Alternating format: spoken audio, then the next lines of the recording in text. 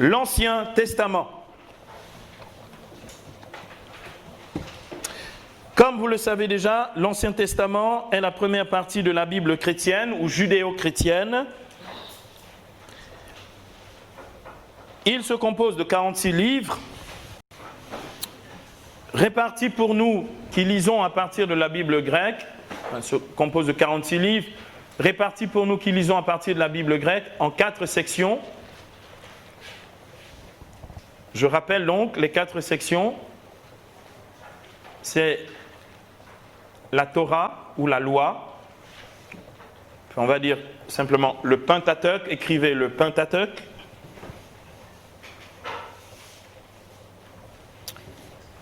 Le Pentateuque, ensuite la deuxième section, les livres historiques.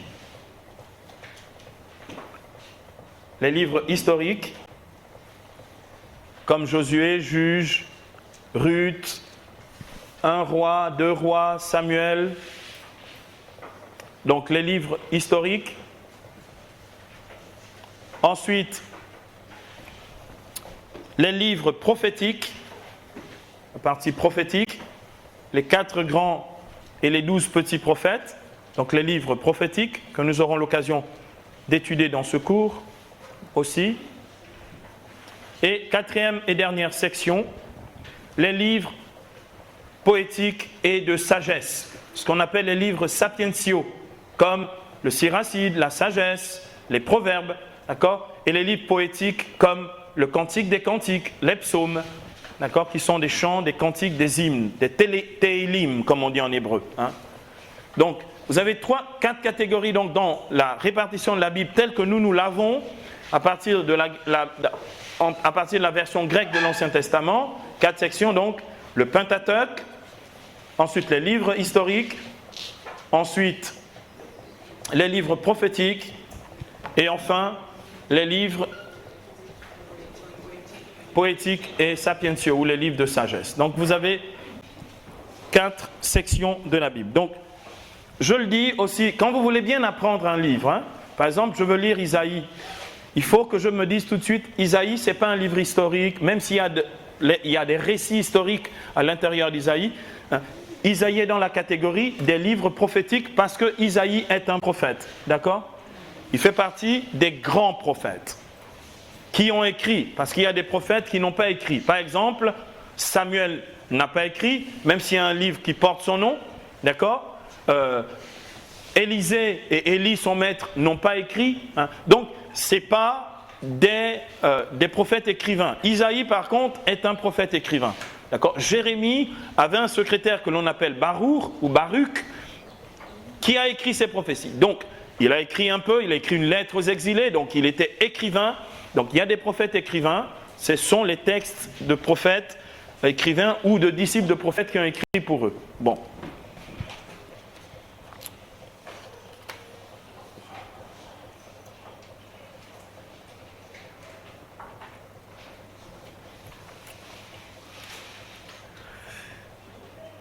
Donc, nous allons commencer à aborder aujourd'hui cette première section de la Bible de l'Ancien Testament que l'on appelle le Pentateuque.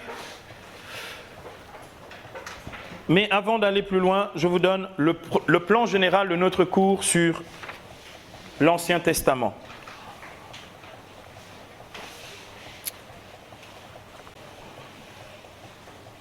Donc, il y a 7 sections à notre cours. 7.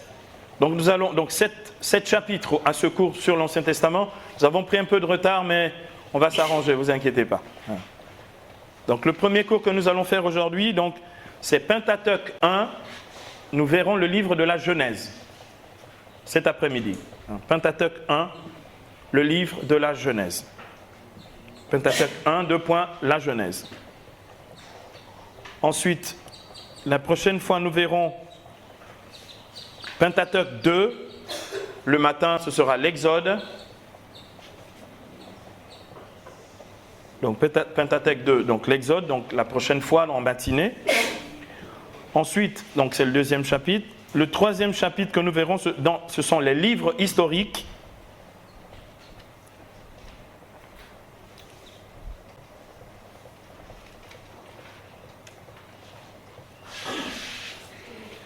donc le deuxième livre de Samuel et le premier et deuxième livre des rois. Nous verrons les rois, la période royale, qui est l'une des périodes les plus riches en Israël. Donc, nous verrons donc en chapitre 3e les livres historiques. Nous verrons 1, 2 Samuel et 1, 2 rois.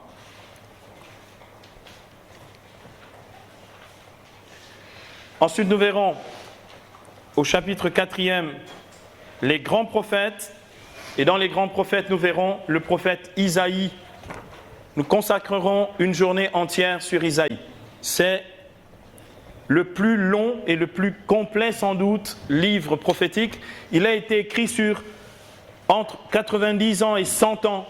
Il y a au moins 3 auteurs d'Isaïe. Nous allons le voir, hein, le proto, le deutéro et le trito Isaïe. Nous allons voir les 3 livres d'Isaïe en 3 sections, donc la prochaine fois, enfin les fois successives. Donc nous verrons dans les grands prophètes, après avoir fait une introduction générale aux grands prophètes, nous étudierons de façon spécifique le prophète Isaïe. Ensuite, nous consacrerons une section, donc le chapitre 5 dans notre plan. Nous verrons une introduction générale aux petits prophètes, donc les petits prophètes. Et nous consacrerons un cours entier sur le prophète Jonas. J'ai écrit un livre là-dessus, sur Jonas et la vie prophétique.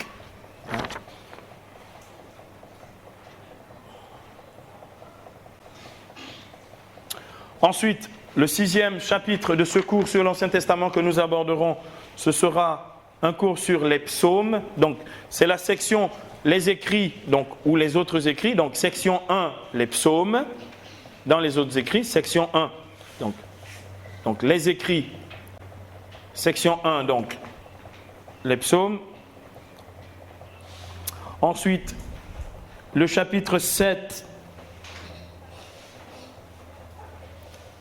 dernier chapitre du cours, le chapitre 7, ce sont les écrits, section 2.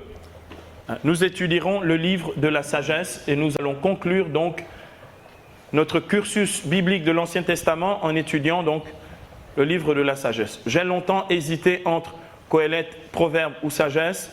Finalement, j'ai opté pour sagesse parce que vous allez voir, la venue du Christ et la Pâque du Christ sont déjà annoncées dans le livre de la sagesse, qui est un livre problématique puisque ni les Juifs ni les protestants n'accueillent ce livre dans leur Ancien Testament. Mais donc, comme justement ils ne l'accueillent pas et que nous l'accueillons, nous allons justifier les raisons pour lesquelles nous l'accueillons dans la Bible grecque de l'Ancien Testament. Donc voici donc le plan du cours tel que nous allons pouvoir l'aborder ensemble tout au long de cette année après avoir fait cette grande introduction générale. Donc nous allons voir à présent, donc, notre chapitre 1er de l'Ancien Testament, c'est le Pentateuque 1, la Genèse. Pentateuque 1, donc grand 1, Pentateuque grand 1, 2 points, la Genèse.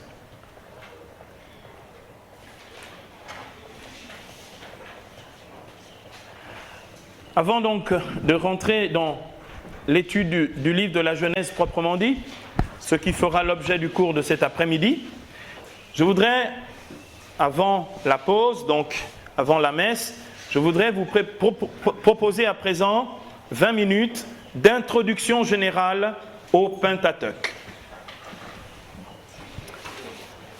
Comme j'ai déjà fait allusion à ça tout à l'heure, le Pentateuque,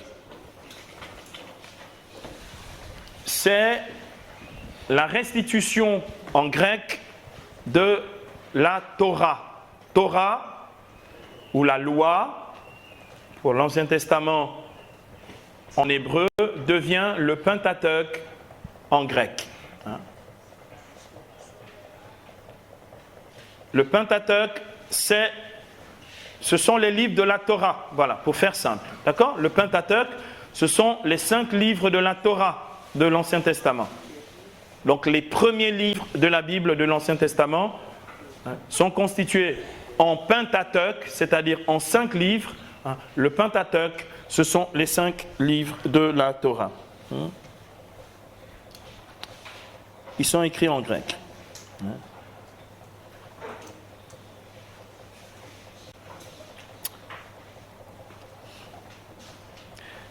Donc, Penta, 5.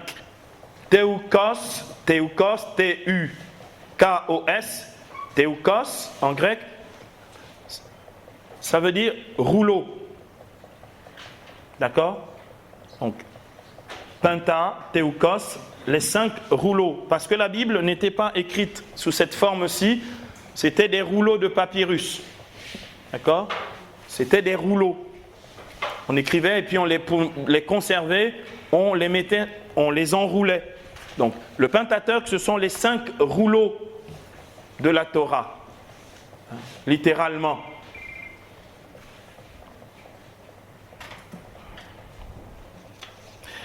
Vous avez, par exemple, pour que nous voyions bien de quoi il est question, au moment de l'invocation du prophète Ézéchiel, dans Ézéchiel 3, Ézéchiel chapitre 3, versets 1 à 2, vous avez, lorsque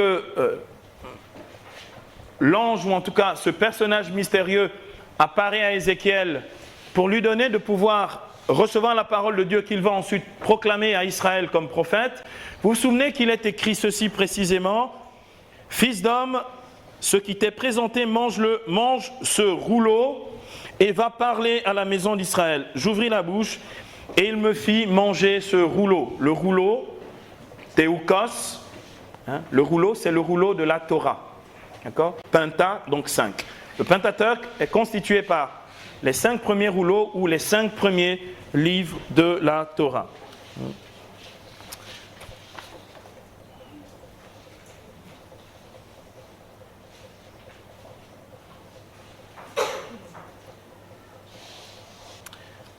Ces 5 livres sont donc les suivants. Je vais vous les présenter d'abord comme ils sont nommés en hébreu et ensuite je vais traduire avec les dérivés en grec que nous avons dans nos différentes langues. Donc, je dis d'abord en français, ensuite on va essayer de voir à quoi ça correspond dans l'original en hébreu, dans l'Ancien Testament. Juste pour que vous ayez la connaissance et les raisons pour lesquelles on nomme d'une certaine manière ces livres-là.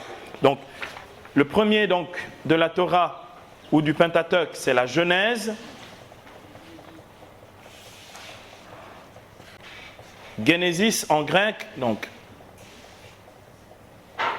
que l'on peut traduire par commencement ou origine, mais normalement c'est plus commencement qu'origine, parce que c'est le mot qui donne, Genèse c'est le mot qui donne, et geneto en grec c'est le mot qui donne engendrer.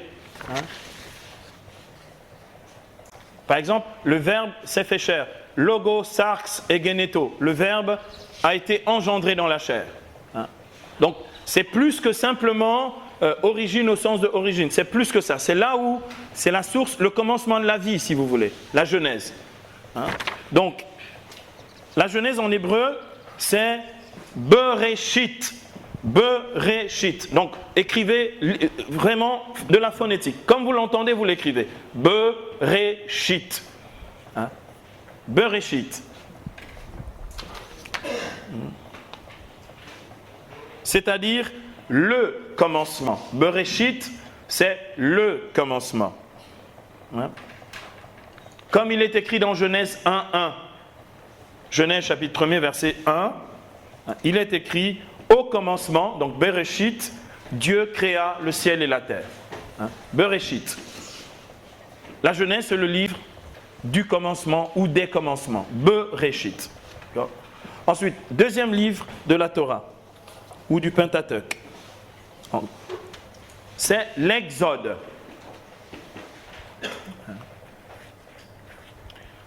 Vous voyez souvent, vous avez des indications, vous avez sur des portes des fondis exit, d'accord?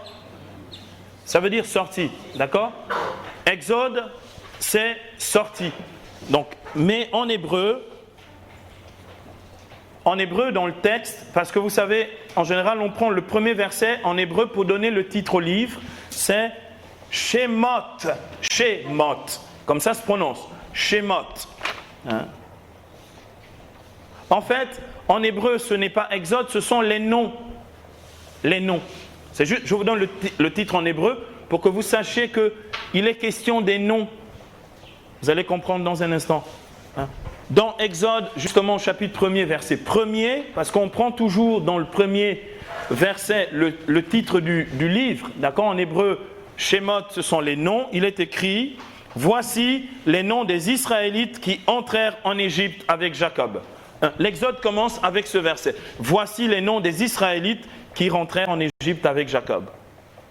Shemot, les noms.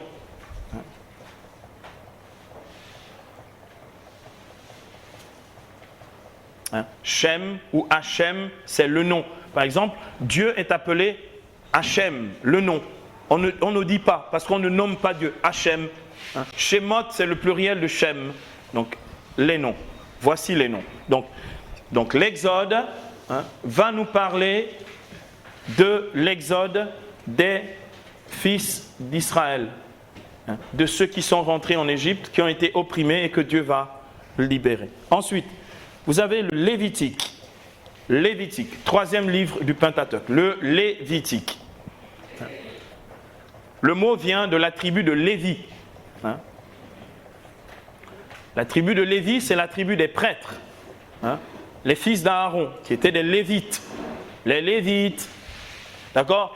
Donc ce sont les fils de Lévi qui donnent ce nom pour nous du grec en français, donc le Lévitique, mais en hébreu, le nom est Waïkra. Waïkra. En hébreu, c'est même avec deux yod, donc c'est deux i. Donc W-A-Y-Y-Q-R-A.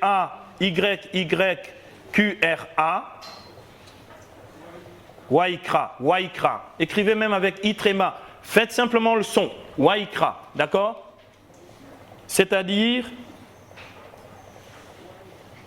il appela ou appela. Comme il est écrit dans Lévitique 1:1, le Seigneur appela Moïse et de la tente du rendez-vous lui parla. Appela, Waïkra, Waïkra. D'accord? Le Seigneur appela Moïse. C'est le livre des Lévites.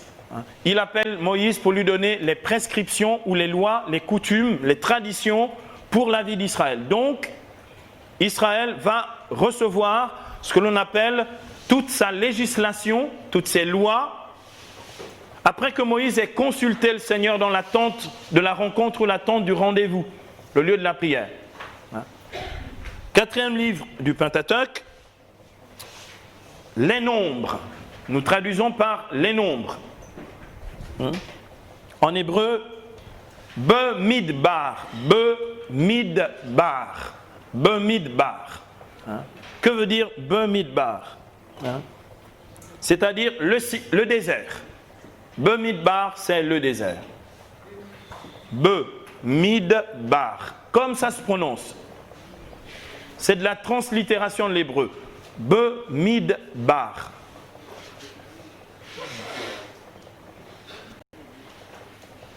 Vous voulez lire la Bible, il faut la lire dans sa langue. Bemidbar. Vous êtes venus au cours, non? Donc on va faire ça bien proprement. Bemidbar. Donc, ce qui veut dire le désert.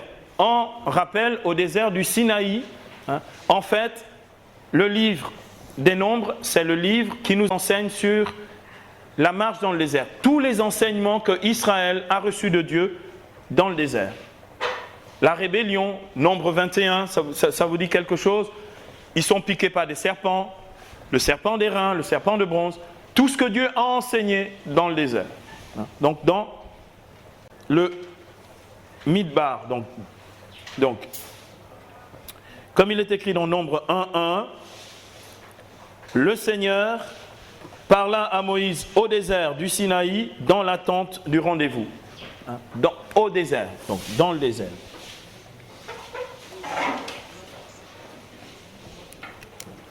Enfin, cinquième et dernier livre du Pentateuque, puisqu'il y a 5 rouleaux, c'est le Deutéronome. Deutéronome.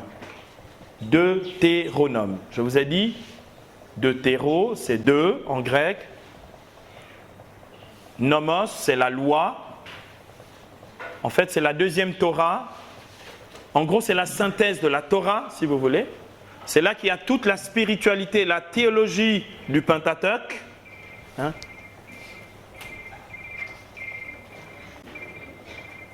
C'est un grillon en fait. Il nous fait de la musique.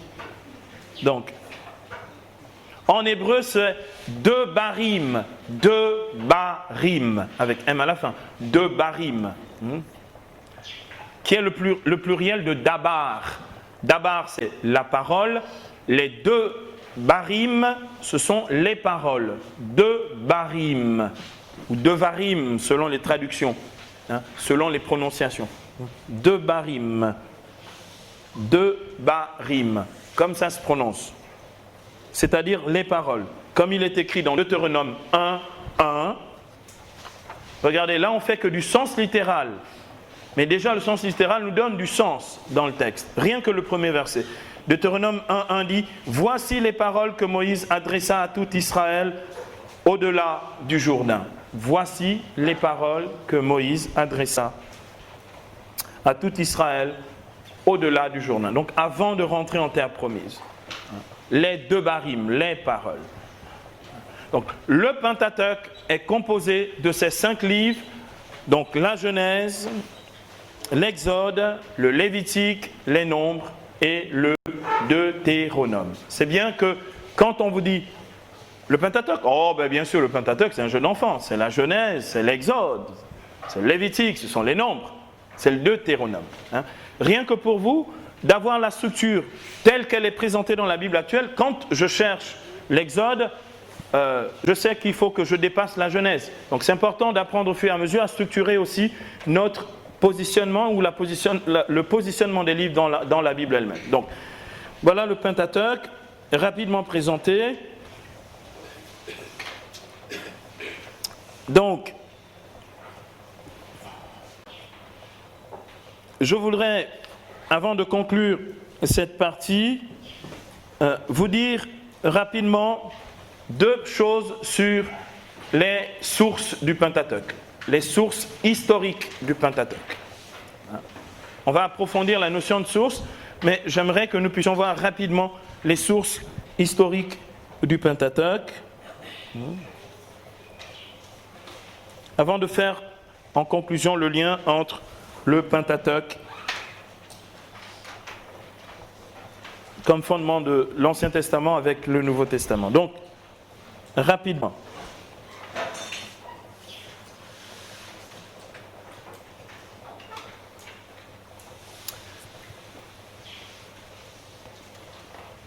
La rédaction du Pentateuque repose sur 4 sources. 4 grandes sources en fait.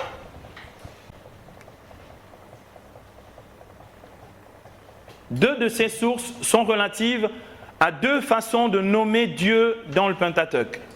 2 de ces sources sont relatives à 2 façons de nommer ou appeler Dieu dans le Pentateuque. La première façon de nommer Dieu ou de l'appeler dans le Pentateuque est commune à tous les peuples du Proche-Orient ancien.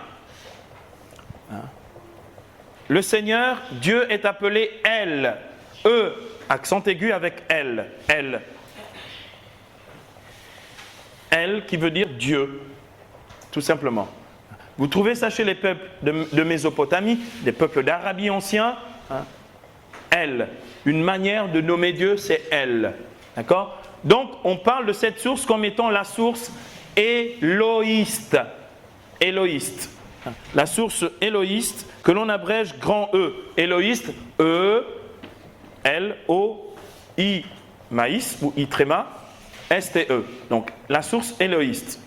Parce que dans beaucoup de textes, c'est cette façon de nommer Dieu. Donc, on se dit, il y a nécessairement une interaction entre le monde de la Bible avec, je vous ai montré les cultures bibliques la dernière fois, avec les autres cultures d'alentour. Une façon de faire comprendre qui est Dieu, pas seulement aux Juifs, mais aussi aux autres peuples d'alentour. Donc la source éloïste. Et ensuite, la deuxième façon de nommer Dieu, qui est beaucoup plus spécifique à Israël, c'est le tétragramme. Il ne se prononce pas. En fait, le nom de Dieu, c'est Y. Notez donc Y, H, W, H. Y, H, W, H. Le nom de Dieu qui ne se prononce pas. Parce qu'en hébreu, ce ne sont que des consonnes.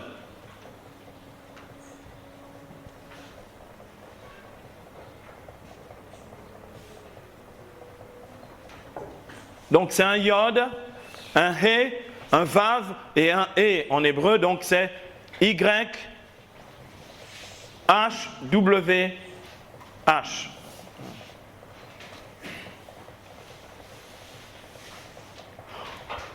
On fait une translittération approximative, vocalisée que nous avons dans nos Bibles. Je vais le prononcer cette fois-ci, mais je ne prononcerai plus jamais. D'accord ? Et je vous encourage à le faire pareillement. En hébreu, on ne prononce pas le nom de Dieu. Je le fais pour que vous compreniez de quoi je parle. Le dernier synode de l'Église catholique sur la parole de Dieu dans la vie et la mission de l'Église le recommande de nouveau, par respect au peuple juif et au texte sacré. On ne prononce pas le nom de Dieu. Mais je dis simplement pour que vous puissiez l'entendre. Je vais me confesser de ça après, d'accord ? On le prononce habituellement Yahvé. On a translittéré en mettant des voyelles, Yahvé. Je viens donc de commettre 2 fois le même péché que je confesserai. On ne prononce pas le nom de Dieu. Donc c'est Yod, He, Vav, He. Donc Y, H, W, H. Ok ? On ne prononce pas ce nom. On ne le prononce pas. Quand on veut parler de ce nom, on dit le Seigneur, Adonai, le Seigneur. D'accord ? On ne le prononce pas. Ça a donné une source, c'est la plus grande des sources de tous les textes de l'Ancien Testament, puisque Dieu est nommé de cette manière-là. C'est la source Yahvist, Yahvist, Y-A-H-A-V-I-S-T-E. La source Yahvist.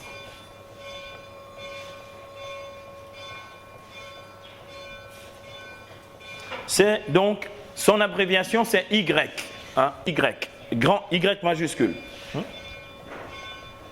À cause du Yod, qui est le début du nom de Dieu, hein, Y majuscule.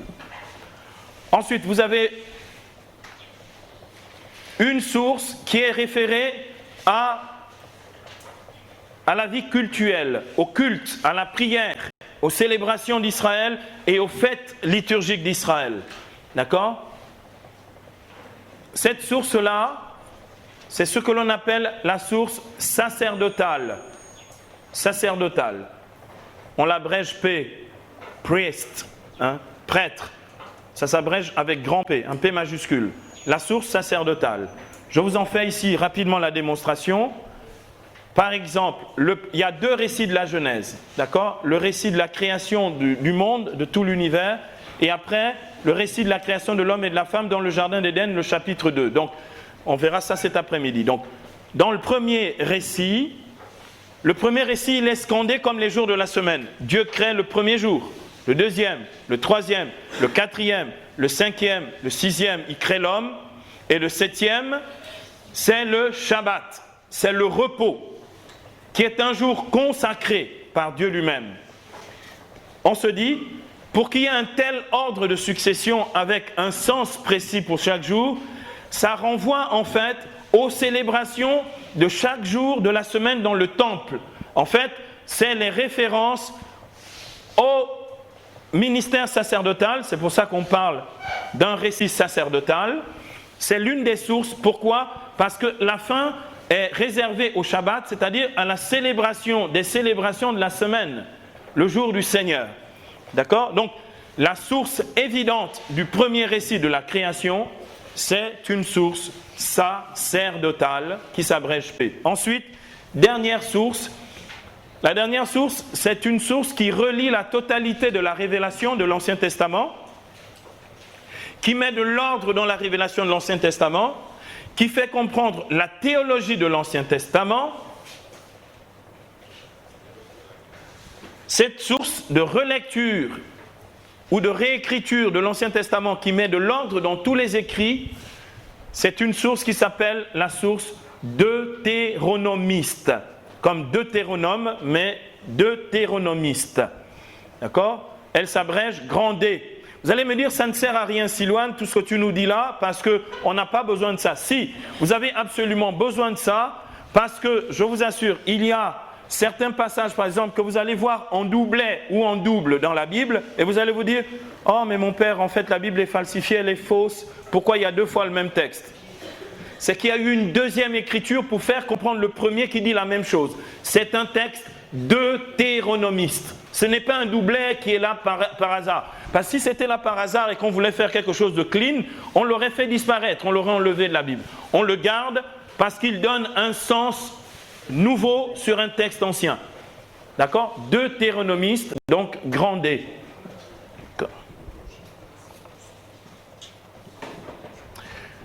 Je vais conclure donc.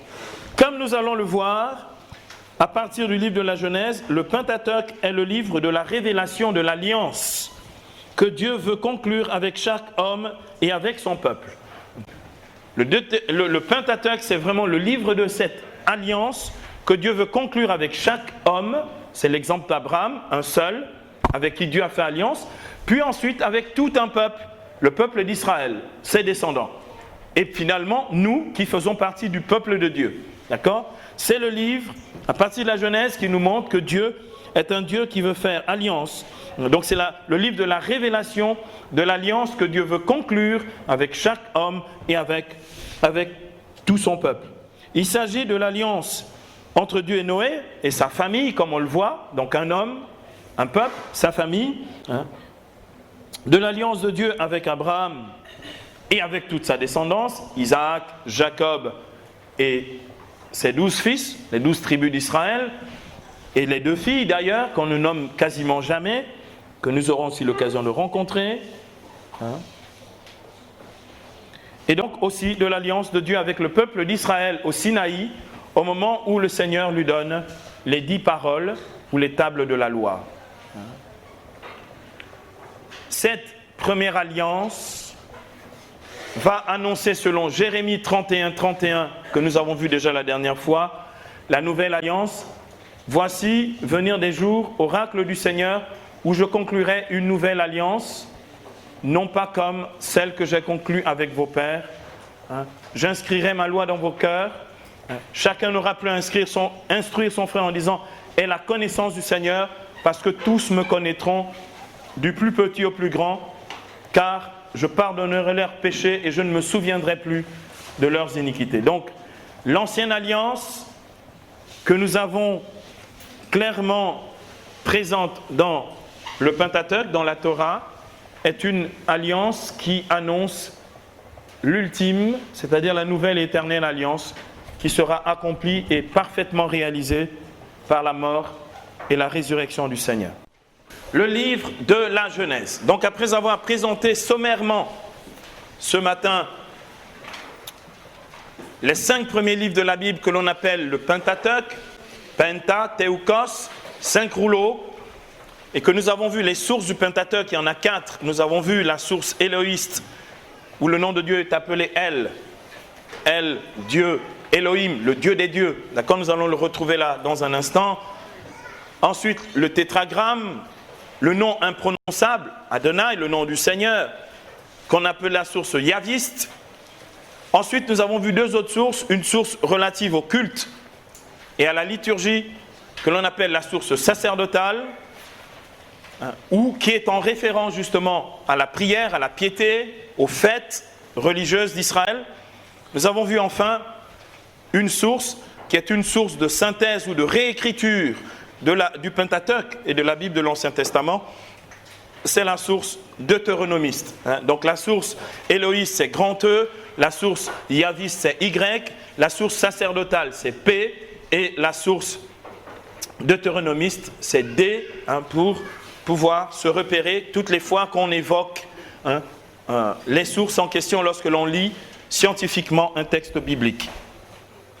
Nous allons donc à présent aborder le premier livre du Pentateuque, qui est aussi positionné comme le premier livre de la Bible, le livre de la Genèse. Bereshit, ou le commencement.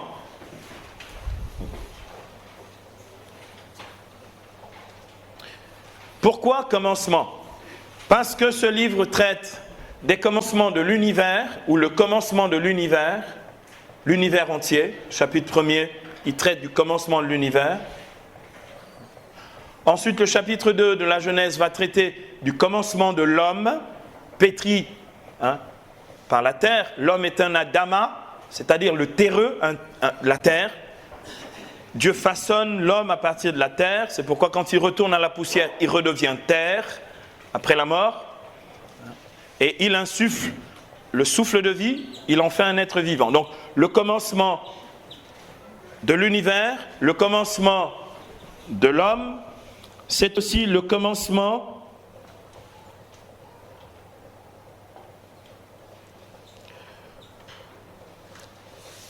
du peuple de Dieu, le peuple d'Israël, dans ses origines, à partir d'Abraham, Isaac et Jacob, qui deviendra Jacob Israël, n'est-ce pas? Et donc, ce livre de la Genèse, c'est le livre des commencements, de tous les commencements. Vous voyez, à aucun moment je n'ai employé le mot origine, parce que origine et commencement sont différents.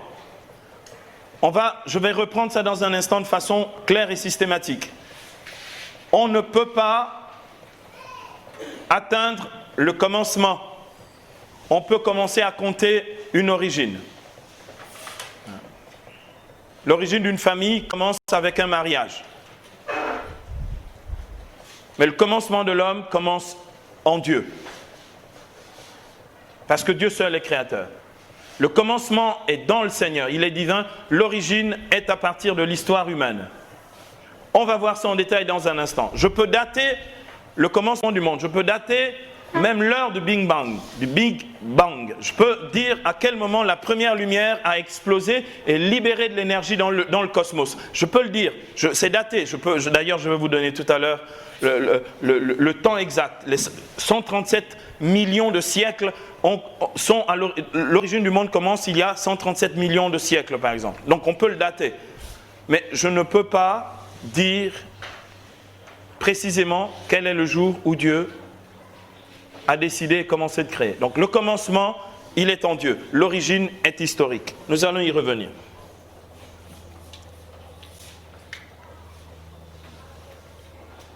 Nous allons voir deux choses à présent dans le plan. Habituellement, vous aurez toujours deux parties pour chaque livre que nous allons étudier. Le premier point que nous allons aborder, c'est la structure du livre, donc comment le livre est structuré, composé, les parties si vous voulez, les grandes parties du livre. Nous allons donc d'abord voir premier A, petit a, la structure du livre, et ensuite petit b, nous verrons le contenu du livre. Toujours d'abord la structure, puis le contenu. Donc premier point, la structure, donc petit a à présent, la structure du livre de la Genèse. Le livre de la Genèse se subdivise en deux parties. Donc c'est très simple, c'est une structure simple. On appelle ça une structure bipartite, en deux parties. Le livre de la Genèse se subdivise en deux parties. Une première partie que l'on appelle la préhistoire biblique. La préhistoire biblique, nous avons déjà évoqué ça dans l'introduction générale à la Bible. La préhistoire biblique, qui vont du chapitre 1er au chapitre 11 de la Genèse, la préhistoire biblique, des chapitres 1er au chapitre 11 de la Genèse. Quand vous cherchez la préhistoire et du monde et la préhistoire biblique, vous allez dans les 11 premiers chapitres de la Bible. Donc, du chapitre 1er au chapitre 11. Et ensuite, la deuxième partie du livre de la Genèse, c'est ce que l'on appelle l'histoire des patriarches. Les patriarches, ce sont les pères dans la foi. L'histoire des patriarches qui commence avec Abraham et qui part du chapitre 12 jusqu'au chapitre 50 de la Genèse, avec la bénédiction que Jacob donne sur ses enfants et ses petits-enfants, et avec la mort de Jacob. Donc, la première partie, c'est la préhistoire biblique, Genèse 1 à 11, et la deuxième partie, c'est l'histoire des patriarches qui va de Genèse 12 à Genèse 50. Donc, c'est un plan très simple. D'accord ? Quand je cherche l'histoire des patriarches, si j'ai une catéchèse, un enseignement à faire sur l'histoire des patriarches, je ne me casse pas la tête, je vais regarder dans Genèse 12 jusqu'à Genèse 50, et les patriarches se succèdent, Abraham, puis son fils Isaac, puis Jacob et ses fils, donc les 12 fils de Jacob, et voilà. Donc, nous avons comme ça cette structure en deux parties. Maintenant, passons au plus consistant. La deuxième partie donc de ce cours sur la Genèse, c'est le contenu du livre de la Genèse. Petit b, le contenu du livre de la Genèse.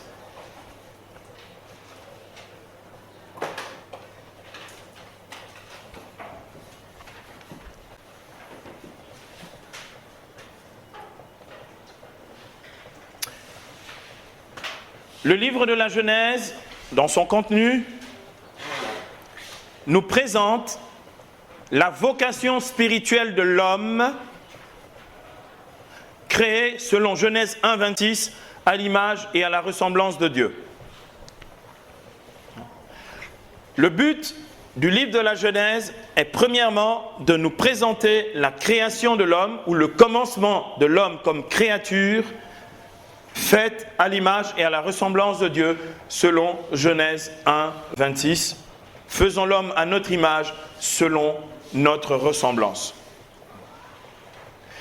Donc, ce qui est en jeu, ce n'est pas les luminaires, les luminaires au deuxième jour, tout ça. Ce qui est en jeu, c'est que Dieu va créer un univers magnifique, splendide, extraordinaire, pour pouvoir faire vivre l'homme qui est son chef-d'œuvre, qui est créé à son image, à sa ressemblance. La seule créature créée à l'image et à la ressemblance de Dieu, mes amis, ce ne sont pas les anges. Ce sont les hommes, des terreux, des fils d'Adama, des fils d'Adam, créés à l'image et à la ressemblance de Dieu. La grande et sublime vocation spirituelle de l'homme. Le livre de la Genèse nous présente d'abord ça, et c'est le pilier, si vous voulez, c'est ce sur quoi se construit le livre de la Genèse. C'est sur la vocation spirituelle de l'homme. Lorsqu'il l'aura perdu, Dieu appelle un homme, Abraham, puisqu'au point de départ, ce n'est pas Abraham, mais c'est Abram, A-B-R-A-M, d'accord? Dieu l'appelle pour lui dire, je veux faire quelque chose de grand avec toi, et avec toi, je veux faire quelque chose de grand pour l'humanité. C'est la vocation de l'homme qui est au cœur du livre de la Genèse, et c'est très important pour nous de le comprendre, parce que si nous lisons le livre de la Genèse dans cette perspective-là, nous découvrirons la grandeur de l'homme en Dieu, le mystère de l'homme dans le plan divin, et sa grandeur en Dieu.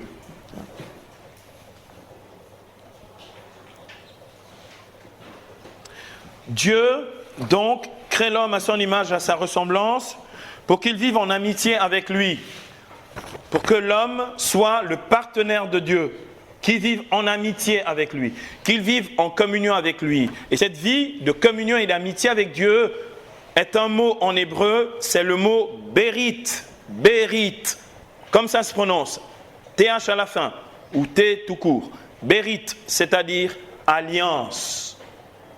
Dieu veut que l'homme vive en communion, en amitié avec lui, et cette relation dont nous parle le livre de la Genèse, c'est une alliance. Et d'ailleurs, le livre de la Genèse va nous présenter de nombreuses alliances. En tout cas, le livre de la Genèse va nous présenter deux alliances. La première de ces alliances, c'est après le déluge, entre Dieu et Noé. Il est écrit dans le livre de la Genèse au chapitre 6, les versets 17 à 18, Genèse 6, 17 à 18, après le déluge, il est écrit, pour moi, je vais amener le déluge, les eaux sur la terre pour exterminer de dessous le ciel toute chair ayant souffle de vie. Tout ce qui est sur la terre doit périr. Mais j'établirai mon alliance avec toi et tu entreras dans l'arche, toi et tes fils, ta femme et les femmes de tes fils avec toi. Genèse chapitre 6, versets 16 à 17. J'établirai mon alliance avec toi, tes fils et avec tes fils et les femmes de tes fils. Après le déluge, il est écrit dans Genèse 9, versets 12 à 13. Notez juste les références, vous trouverez après le contenu du texte. Genèse 9, versets 12 à 13. Juste après le déluge, il est écrit, Dieu dit, voici le signe de l'alliance que j'institue entre moi et vous et tous les êtres vivants qui sont avec vous pour les générations à venir. Verset 13, je mets mon arc dans la nuée, l'arc-en-ciel, et il deviendra un signe d'alliance entre moi et la terre. Regardez, toutes les fois qu'il pleut, qu'il y a une évaporation d'air et que je vois le soleil poindre et que je vois l'arc-en-ciel, je commence à louer Dieu en disant « Merci mon Dieu pour l'alliance que tu as établie entre toi, Noé, et tous ceux qui croient en toi, comme Noé, qui restent fidèles à ton alliance, parce que tu as promis à Noé que plus jamais tu n'exterminerais la terre par un déluge. » Donc je commence à louer Dieu quand je vois l'arc-en-ciel, signe de cette alliance entre Dieu, Noé et les créatures, parce que Dieu a promis et il tient sa parole. Genèse chapitre 9, ici, versets 12 à 13. Ensuite, après cette alliance, cette première alliance avec ce qu'on appelle l'alliance noachique, ou l'alliance avec Noé, l'alliance noachique, il y a une nouvelle alliance avec Abraham. Donc l'alliance noachique, c'est l'alliance dans la préhistoire biblique, et l'alliance avec Abraham, c'est dans l'histoire biblique. D'accord ? Dans la préhistoire biblique, il y a cette alliance noachique, et dans l'histoire biblique, à partir d'Abraham, il y a une nouvelle alliance, dans le livre de la Genèse. Et cette alliance est rappelée à plusieurs endroits, mais un des lieux les plus significatifs de cette alliance entre Dieu, Abraham et toute sa descendance est dans Genèse 17, versets 1 à 10. Genèse chapitre 17, versets 1 à 10.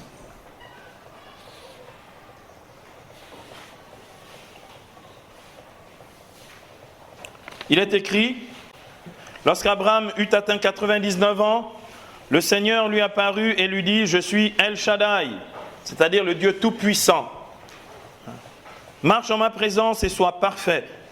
J'institue mon alliance entre moi et toi, et je t'accroîtrai extrêmement. Et Abraham tomba la face contre terre. Dieu lui parla ainsi, moi, voici mon alliance avec toi. Tu deviendras père d'une multitude de nations, et l'on ne t'appellera plus Abram, A-B-R-A-M, mais ton nom sera Abraham, un het en hébreu, c'est-à-dire la consonne du souffle, ce qui dit que Dieu lui donne un souffle, ce qu'on appelle en hébreu, ce qu'on appelle un supplément d'âme. Il lui fait rentrer dans sa vocation spirituelle. Abraham, comme Sarah, Sarai deviendra Sarah, d'accord, avec un H à la fin. Le het, qui donne le souffle de cette vocation spirituelle que Dieu attache au nom de chacun d'entre nous. On ne porte pas un nom n'importe comment, ni dans nos traditions ancestrales africaines, ni dans le christianisme. Chacun de nos saints patrons nous communique quelque chose de la grâce de Dieu qui leur a été accordée pour aider chacun de nous à façonner sa propre vocation spirituelle. Vous ne portez pas le nom de n'importe quel saint, n'importe comment. C'était une parenthèse. Je continue. Verset 6. Je te rendrai extrêmement fécond. De toi je ferai des nations, et des rois sortiront de toi. Même le Fils de Dieu venu dans la chair sera descendant d'Abraham. Extraordinaire. Verset 7. J'établirai mon alliance entre moi et toi et ta race après toi, de génération en génération, une alliance perpétuelle pour être ton Dieu et celui de ta race après toi. Verset 8. À toi et à ta race après toi, je donnerai le pays où tu séjournes, tout le pays de Canaan en possession à perpétuité, et je serai votre Dieu. Dieu dit encore à Abraham, et toi tu observeras mon alliance. Ça, c'est donc Dieu s'est engagé de son côté. Maintenant, quelle est la part d'Abraham, puisque c'est des partenaires, quelle est la part qui revient à Abraham pour sceller cette alliance? Et toi tu observeras mon alliance, toi et ta race après toi de génération en génération. Verset 10.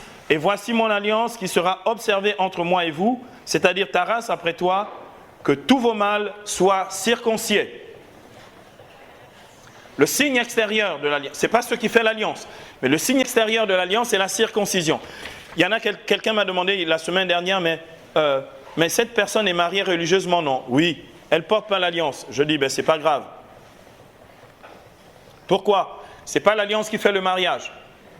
C'est l'échange des consentements. L'alliance est un bijou, un truc extérieur qui atteste, qui rend le témoignage extérieur de cette alliance qui a été scellée entre vous, en Dieu, et désormais, alliance ou pas alliance, que l'homme ne sépare pas ce que Dieu a uni.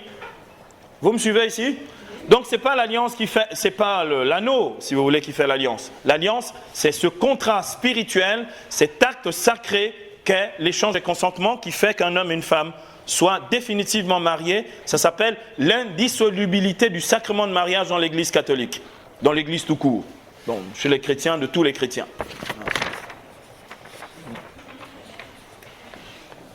Voyons à présent rapidement, nous avons encore un peu de temps, merci Seigneur pour le temps. Nous allons voir à présent maintenant de façon un peu approfondie, petit 1, nous allons voir le contenu de la préhistoire biblique. Le contenu de la préhistoire biblique. Alors je suis très content, vous vous rendez compte, on a encore 25 minutes, c'est génial, je jubile intérieurement. La préhistoire biblique. On n'entend pas préhistoire biblique, comme je vous l'ai dit, cette partie de la Genèse qui va du chapitre 1er, ou le premier récit de la création, jusqu'au chapitre 11e, qui est le récit de la tour de Babel. La tour de Babel.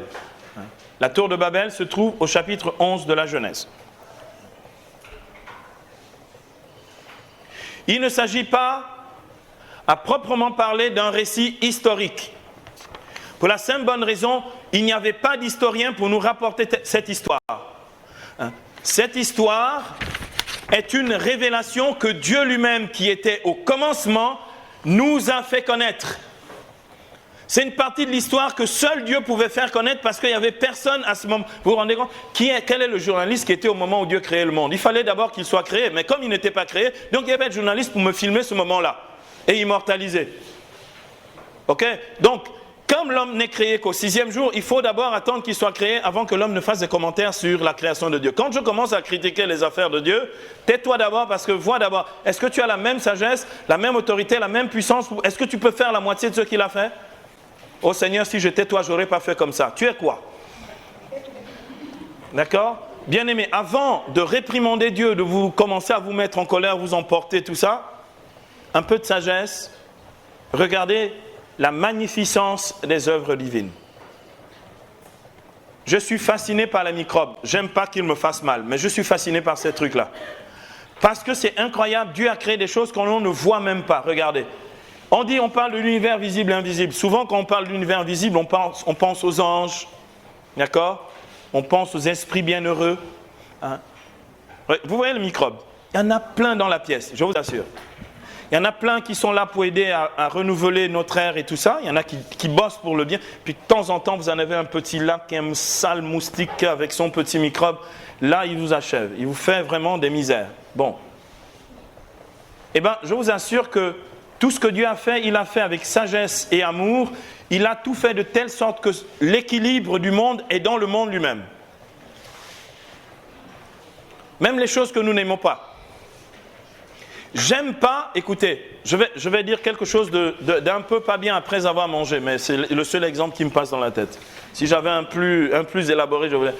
Il y en a qui n'aiment pas avoir... Bon, je vais prendre un exemple propre. Allez, restons sur le paludisme. Il y en a qui n'aiment pas avoir le palu, sinon personne n'aime avoir le palu. Quelqu'un aime avoir le palu? Personne n'aime avoir le palu, non? Vous savez pourquoi nous avons le palu?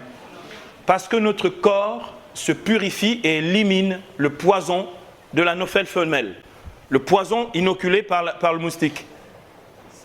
Et si mon corps ne réagissait pas, donc il est en haute tension parce que les globules sont en train de mourir et de se régénérer, donc le corps est une usine qui est en train de brûler tout ça pour me purifier le corps et le sang.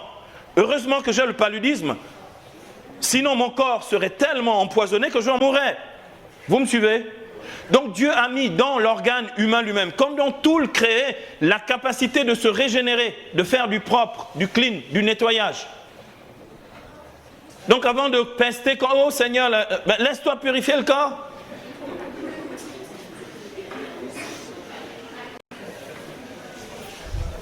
C'était un exemple.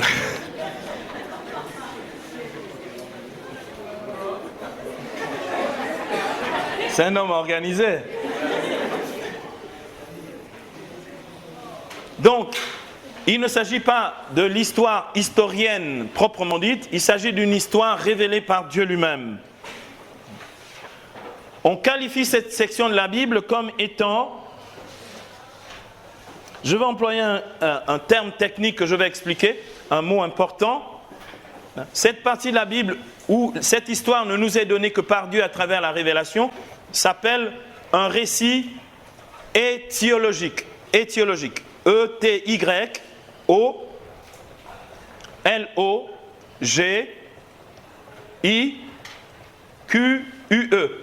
Un récit étiologique. E-T-Y-O-L-O.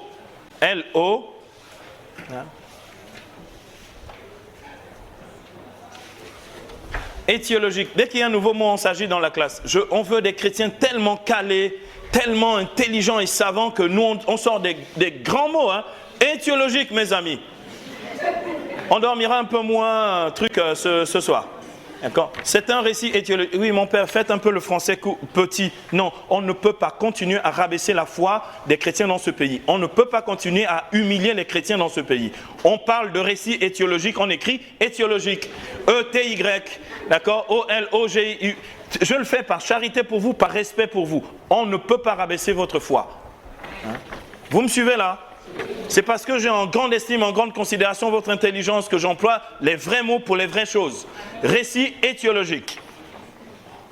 C'est quoi un récit étiologique? Je vais essayer de vous le dire maintenant plus simplement. En fait, c'est un récit imagé dont les symboles nous donnent de comprendre une situation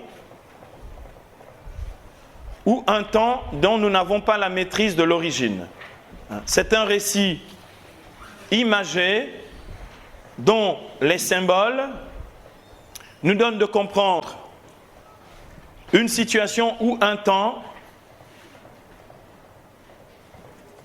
dont l'origine n'est pas maîtrisée. Il n'y avait personne au commencement du monde. Dieu nous donne un récit de la création pour que nous comprenions ce qu'il a fait au commencement. Hein? Un récit étiologique, c'est donc une histoire imagée dont les symboles nous aident à comprendre une situation ou un temps dont nous n'avons pas la maîtrise de l'origine. Ça ne veut pas dire que ça n'a jamais existé, parce qu'il y en a qui me disent « Oui, donc mon père, ça veut dire quoi? Que Genèse 1 et 2, là, la création du monde, ce n'était pas historique, donc ça n'a pas existé. Si ça n'avait pas existé, tu ne serais pas sur une terre qui existe. » Ça veut juste dire que toi et moi, nous n'avons pas accès à comment ça s'est fait réellement, à part ce que Dieu nous a révélé de ce commencement, mais ça ne veut pas dire que ce n'est pas réel. Parce que si ce n'était pas réel, le monde dans lequel nous vivrions, toi-même, tu ne serais pas réel. Mais comme le monde dans lequel nous vivons est réel, et que Dieu l'a fait, et que tu es réel, que Dieu t'a fait, nous sommes dans un type d'histoire où Dieu seul nous fait connaître ces origines-là. C'est un récit étiologique. Hein. Un tel récit renvoie toujours à des expériences vécues par des hommes, des peuples, et sont des reflets des cultures dans lesquelles Dieu a parlé et s'est fait connaître. C'est la raison pour laquelle il n'est pas écrit « à l'origine, Dieu créa ». Il est écrit « au commencement, Dieu créa le ciel et la terre ». Il ne s'agit donc pas d'origine, il s'agit de commencement. Qu'est-ce que ça veut dire? Hein? Parce que cela veut dire qu'il ne s'agit pas d'un discours scientifique ou historique sur l'origine du monde, comme le font les astrophysiciens ou les paléontologues. C'est pas grave si vous notez pas astrophysicien ou paléontologue. Mettez simplement, c'est pas un récit scientifique. D'accord? C'est un récit révélé par Dieu lui-même. Et c'est Dieu qui a créé la science dans l'intelligence de l'homme. Donc les scientifiques sont en dessous de lui. Hein? Dieu sait mieux que les scientifiques. Les scientifiques sont des créatures, Dieu est créateur.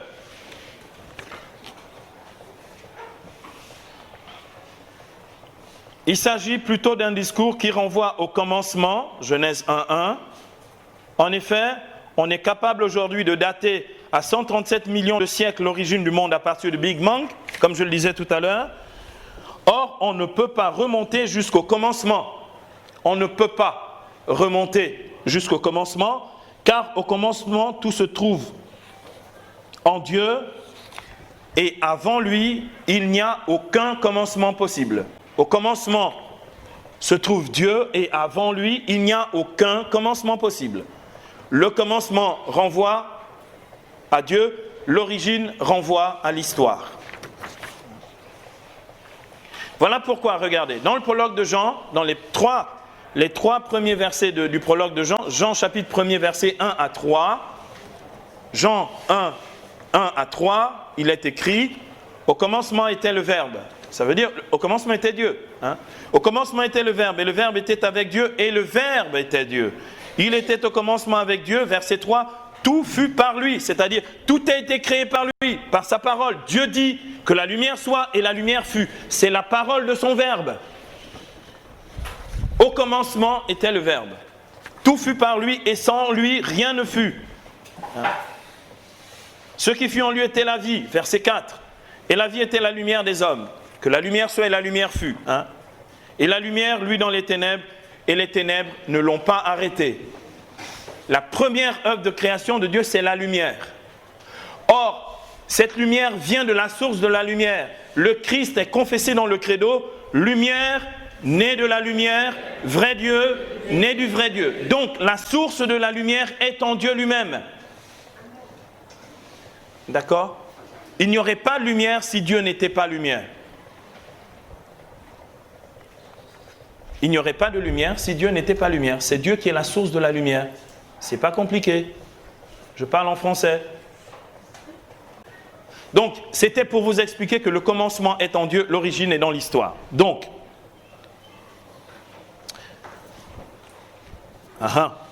allez, on va aller vite. Je voulais vous parler des différentes nominations de Dieu, des différents noms de Dieu, mais vous l'aurez dans le script, dans le cours.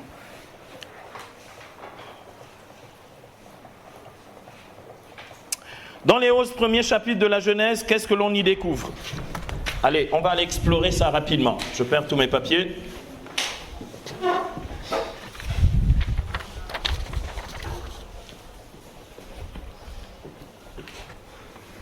Dans les 11 premiers chapitres, s'il te plaît, merci. Dans les 11 premiers chapitres, voici le contenu des 11 premiers chapitres, voici ce qu'on y découvre. On découvre deux récits de la création. Le récit des 7 jours de la création, dans Genèse 1.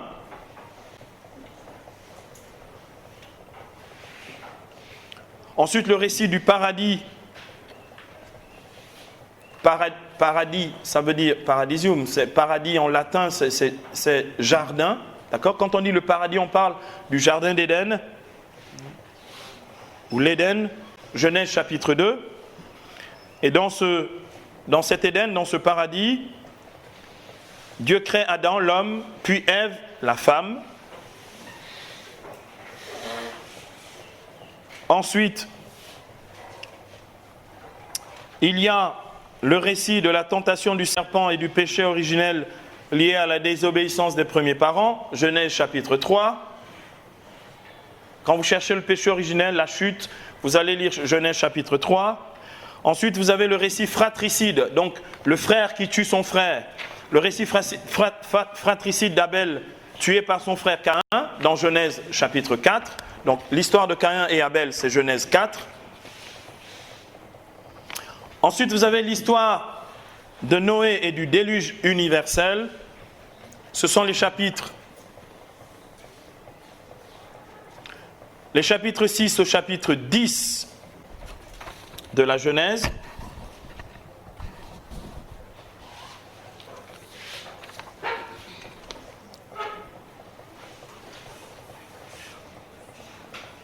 Et ensuite, vous avez le récit de la tour de Babel qui est au chapitre 11 de la Genèse. À la fin de ce récit de la tour de Babel, il est écrit ici, je vous le cite pour que vous ayez un texte, puissiez l'entendre au moins une fois, dans Genèse 11, 8 à 9. Genèse 11, 8 à 9. Le Seigneur les dispersa de là sur toute la face de la terre, et ils cessèrent de bâtir la ville. Aussi la nomma-t-on Babel, car c'est là que Adonai confondit le langage de tous les habitants de la terre, et c'est de là qu'il les dispersa sur toute la face de la terre. Genèse 11, versets 8 à 9. Comme il nous reste très peu de temps, il me reste 10 minutes à capitaliser, nous allons passer tout de suite au deuxième point, c'est l'histoire des patriarches, dans le livre de la Genèse.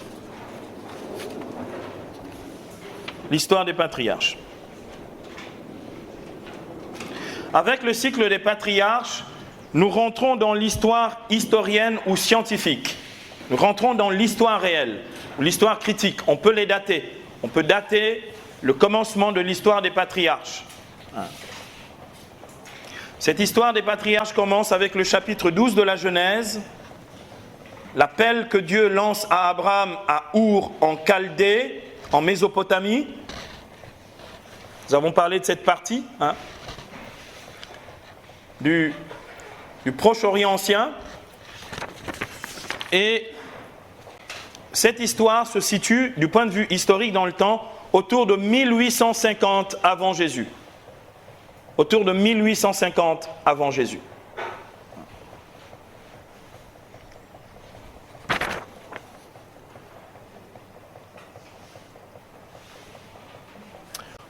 « 1850 avant. On les appelle patriarches parce que ce sont nos pères dans la foi. Les patriarches, ce sont nos pères dans la foi. On les appelle patriarches parce que ce sont nos pères dans la foi. Voilà pourquoi le Dieu d'Israël sera appelé le Dieu de nos pères. Vous connaissez l'expression biblique, le Dieu de nos pères. Je vous cite ici un passage. Lorsque Dieu parle à Moïse dans Exode 3, 15,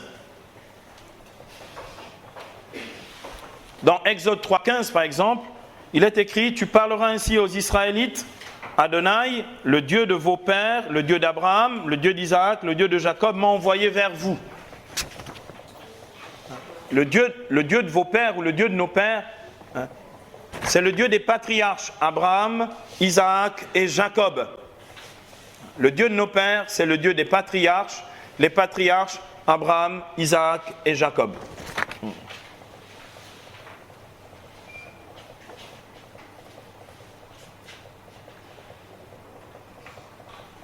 Ce cycle historique de la Genèse se subdivise en trois parties.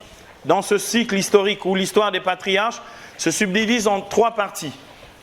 La première partie, c'est le cycle d'Abraham. Genèse 12 à Genèse 25. Le cycle d'Abraham, Genèse 12 à Genèse 25. Quand vous cherchez l'histoire d'Abraham, en fait, c'est le cycle d'Abraham et Isaac. Le cycle d'Abraham est lié avec celui d'Isaac. Genèse 12 à Genèse 25. Ensuite, vous avez le cycle de Jacob. Jacob qui deviendra Israël, après la lutte avec Dieu. Le cycle de Jacob. Il part de Genèse 25 à Genèse 36. Genèse 25 à Genèse 36. Donc il part d'une partie de Genèse 25 à Genèse 36. Et enfin, le cycle de Joseph. Le cycle de Joseph. Non pas Joseph l'époux de Marie, mais Joseph le fils de Jacob. Le cycle de Joseph qui part de Genèse 37 à Genèse 50. Genèse 37 à Genèse 50. Donc à la fin du livre de la Genèse.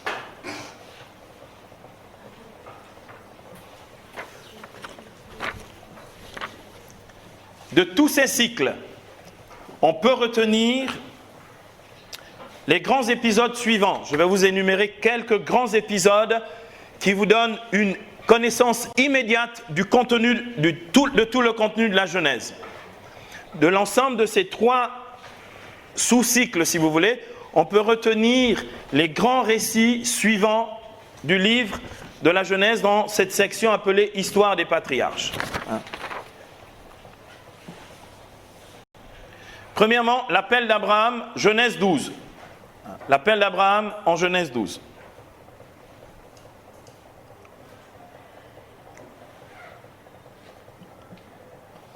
L'appel d'Abraham pour devenir un grand peuple.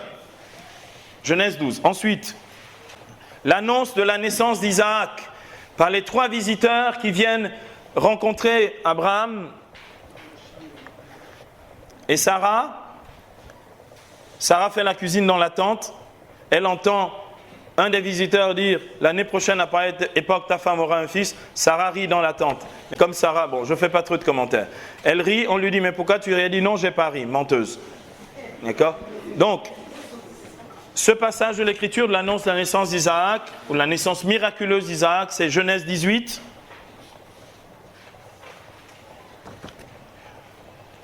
Ensuite, il y a le sacrifice d'Abraham, qu'on appelle faussement ou à tort le sacrifice d'Isaac. Isaac n'a jamais été sacrifié. D'ailleurs, les Juifs n'appellent pas ça le sacrifice d'Isaac, ils appellent ça la ligature d'Isaac. Il a été lié, attaché avant d'être sacrifié, mais il n'a jamais été sacrifié. Donc, celui qui a vécu un véritable sacrifice spirituel, c'est Abraham qui a offert son fils. Donc, on parle du sacrifice d'Abraham, Genèse 22. Genèse 22. Quand vous essayez de trouver dans la Bible où il y a le sacrifice d'Abraham, vous allez lire Genèse 22. Ensuite, une des plus belles histoires bibliques, une histoire vraiment abracadabrante, mais une belle histoire, c'est quand Jacob vole l'héritage à Ésaü. Le plus futé de tous les futés de toute l'histoire de l'économie du salut. Jacob qui vole la bénédiction à Ésaü, c'est dans Genèse 27. Un homme intelligent, un homme très intelligent. Il devrait inspirer les bons chrétiens. Jacob vole, vous savez, si Dieu a laissé ça, a permis que les auteurs inspirés soient inspirés et gardent ça dans l'Écriture, c'est pour une bonne raison. Comme dit l'apôtre Paul dans 1 Corinthiens 10, c'était pour nous instruire et pour nous servir d'exemple. Mais je n'ai pas le temps de commenter ici Genèse 27. Donc Genèse 27, Jacob qui vole la bénédiction à Ésaü. Ensuite, le songe de Jacob qui va déterminer la suite des temps et l'histoire du salut. Le songe de Jacob, Genèse 28. Genèse 28. Ensuite, la lutte de Jacob avec l'ange de Dieu, avec l'ange de l'Éternel. La lutte de Jacob avec l'ange de l'Éternel, avec l'ange de Dieu. Dans Genèse 32. Genèse 32. Il me reste 2 minutes. Ne vous inquiétez pas, on rentrera dans le créneau. Ensuite, l'histoire de Joseph vendu par ses frères. Une des histoires les plus poignantes, les plus puissantes de l'Ancien Testament. Genèse 37. Genèse chapitre 37. Joseph, image du Christ, lui aussi vendu par Judas. Genèse chapitre 37. Et enfin, le plus beau, Joseph pardonnant à ses frères dans Genèse 45. Genèse 45.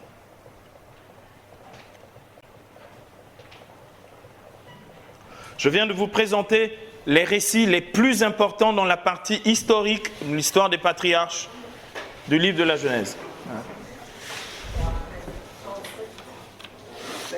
Genèse 45. Je vais conclure. Ma conclusion, c'est un beau passage. J'aimerais vous faire goûter un peu l'écriture maintenant. Ma conclusion est un très très beau passage. C'est le passage du songe, le songe de Jacob, Israël. Dans Genèse, ici, au chapitre 28, versets 10 à 22. Genèse 28, on va conclure avec ça. Chapitre 28, verset 10 à 22. Genèse 28, 10 à 22. Vous pouvez tourner vos pages dans vos Bibles. Vos Bibles ne s'ouvrent jamais en fait. Curieux de chez curieux. Vous suivez, hein, vous êtes suspendu à mes lèvres. Merci pour la suspension. Genèse 28, verset 10 à 22. Jacob quitta Bersabée et partit pour Aram. Il arriva d'aventure en un certain lieu et y passa la nuit, car le soleil s'était couché. Très bien écrit, c'est magnifique. Hein? Il prit une des pierres du lieu, l'a mis sous sa tête et dormit en ce lieu. Le Fils de l'homme n'avait même pas une pierre où reposer la tête. Jacob, son ancêtre, en avait une. Verset 12. Il eut un songe. Voilà qu'une échelle était dressée sur la terre et que son sommet atteignait le ciel. Et les anges de Dieu y montaient et descendaient. Jésus le dira un jour à Nicodème dans Jean, au chapitre 1er, verset 51. Tu verras des choses plus grandes, tu verras les cieux ouverts et les anges de Dieu qui montent et descendent au-dessus du Fils de l'homme. C'est une annonce prophétique ici, dans Genèse 28. Voici ce que voit Jacob. Il voit des anges de Dieu qui montent et qui descendent. Verset 13. Voilà que le Seigneur se tenait devant lui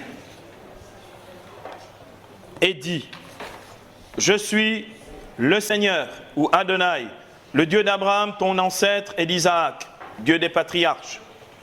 La terre sur laquelle tu es couché, je la donne à toi et à ta descendance. Ta descendance deviendra nombreuse comme la poussière du sol. Tu déborderas à l'Occident et à l'Orient, au septentrion et au Midi. Et septentrion, c'est le nord. Midi, c'est le sud. Et tous les clans de la terre se béniront par toi et par ta descendance. Je suis avec toi. Je te garderai partout où tu iras et je te ramènerai en ce pays, car je ne t'abandonnerai pas tant que je n'ai accompli ce que je t'ai promis. Ça, c'est Dieu qui parle. Ça, c'est le Dieu de l'Alliance qui parle. C'est le Dieu fidèle qui parle. Je ne t'abandonnerai pas tant que je n'ai accompli ce que je t'ai promis. C'est comme ça que Dieu parle aux hommes et aux femmes qui font alliance avec lui. Faites comme Jacob.